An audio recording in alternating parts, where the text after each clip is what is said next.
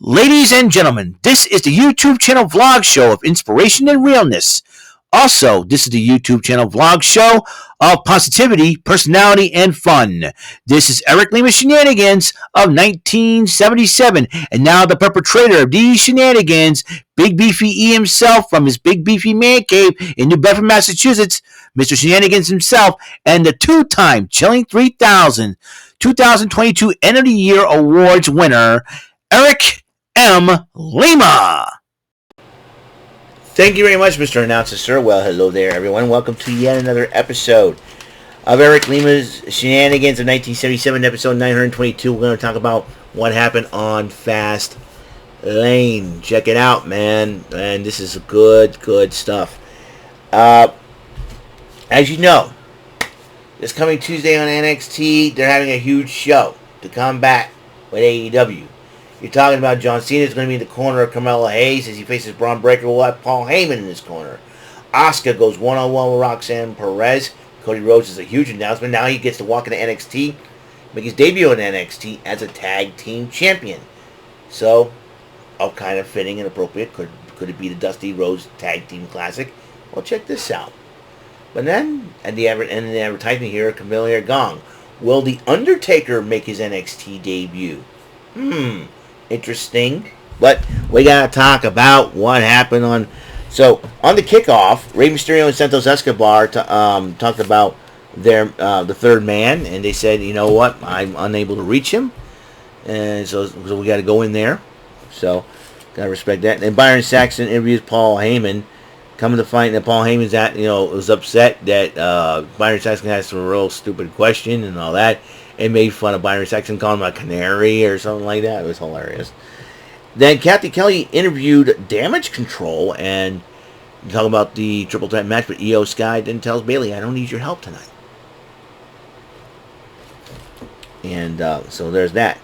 But then a white SUV pulled up, and out came Jade Cargill.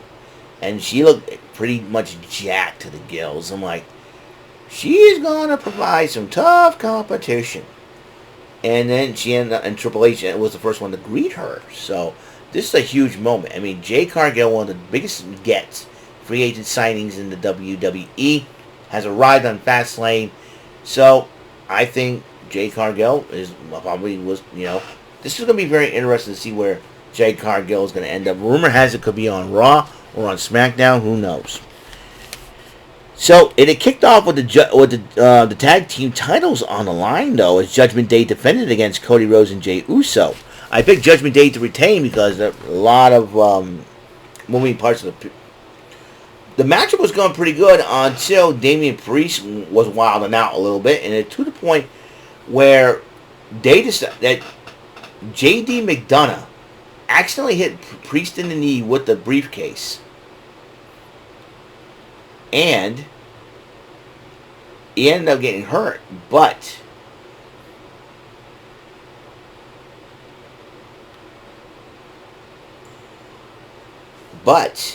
and Judgment Day tried to fight their best, but then tried to do their best to cheat and all that. But now we have new tag team champions, like I just said, Cody Rhodes and Jey Uso.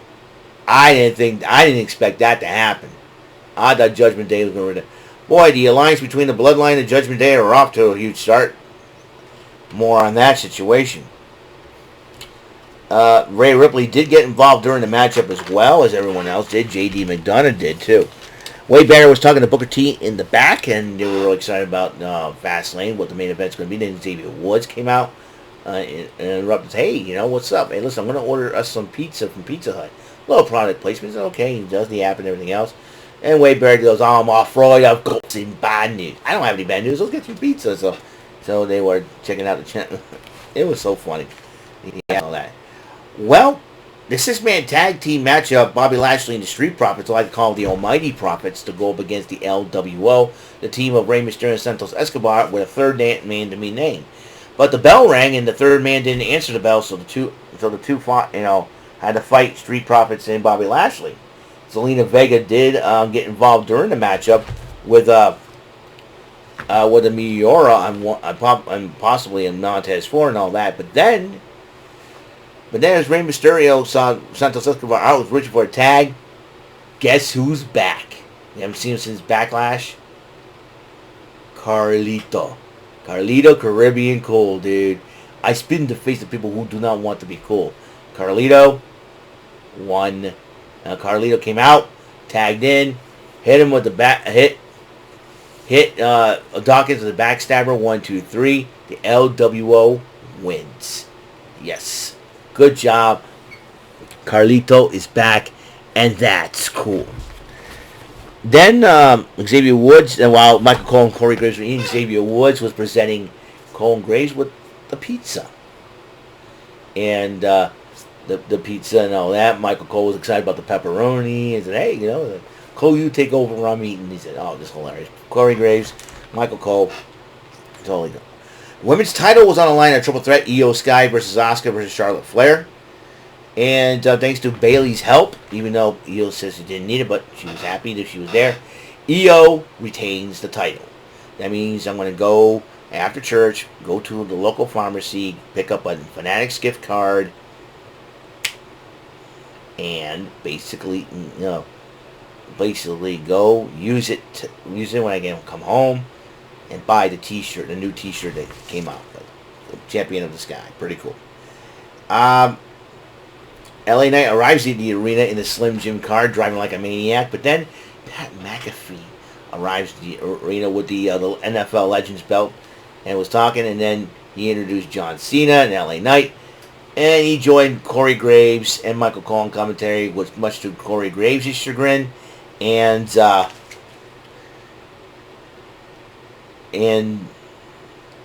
this against Jimmy Uso and Solo Sikoa, the Bloodline. It seems like this alliance between the Judgment Day and the Bloodline have not gone off to a great start. Because they're 0 for 2. Because John Cena and LA Knight, I'll call them Cena Knights, won their matchup, which is really cool. John Cena endorsed LA Knight. How cool is that? But then Priest, who was like in a bad mood, was getting sick of it. He said this, he felt in his mind his briefcase has caused a lot of problems. He's got to cash it in. But then everybody's telling him, don't cash it in, don't cash it in. Even Rhea Ripley got to the point where she acted like a mother. Give me the briefcase. Fine. He says, I don't blame Damian Priest. I was like, listen, this briefcase caused us a lot of problems. It caused a rift in the Judgment Day. If I don't cash this in and win the title, it's going to hurt us. Maybe the Judgment Day has an ultimate plan, ultimate swerve, set up the Bloodline. That's what I'm thinking. I'm thinking this. The Judgment Day and the Bloodline have joined forces, but when the Bloodline least expected, Damian Priest cashes in on Roman Reigns and wins the Universal title. Could be a smart, could be a smart play on Judgment Day's part. We shall see. We shall. That'll be something. Well, the main event: Seth Rollins versus Shinsuke Nakamura. Shinsuke Nakamura pulled one out of the playbook of the Great Muta, and basically missed it. Seth Rollins was a couple of times. Michael Cole told him to stay down. Why you want to tell the man to stay down? You got to tell him to defend. Well, Michael Cole wants him to think about his family and all that, and I can understand where Michael Cole's going. He's a family man himself. Got to respect that. But, however, it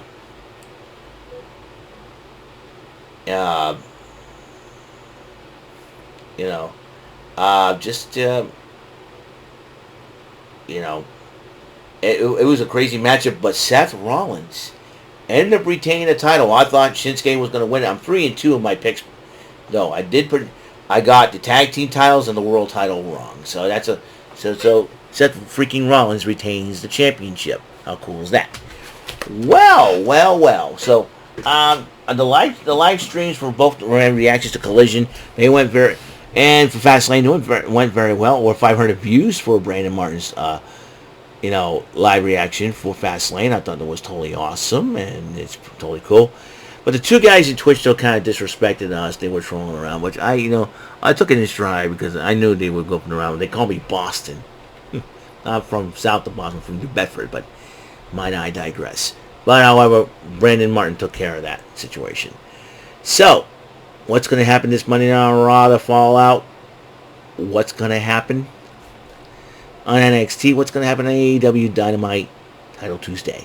It's going to be a big first half of the week for wrestling. Let's find out. I'll see you guys later. This is it. That's all the time we have on the show. I will see you on the next episode of Eric Lima Shenanigans of 1977. Until that next episode comes rolling around, Mr. Announcer, take us home. Very good. That is all for today's episode of the show. This is Mr. Lima speaking for Eric Lima Shenanigans of 1977. A Big Beefy E, do for Bob Saget production, and in association with A Sweet Bowl for Raving Dingleberries Telepictures and Distribution. Thank you for watching another great episode of Eric Lima Shenanigans of 1977. Until the next episode, goodbye for now.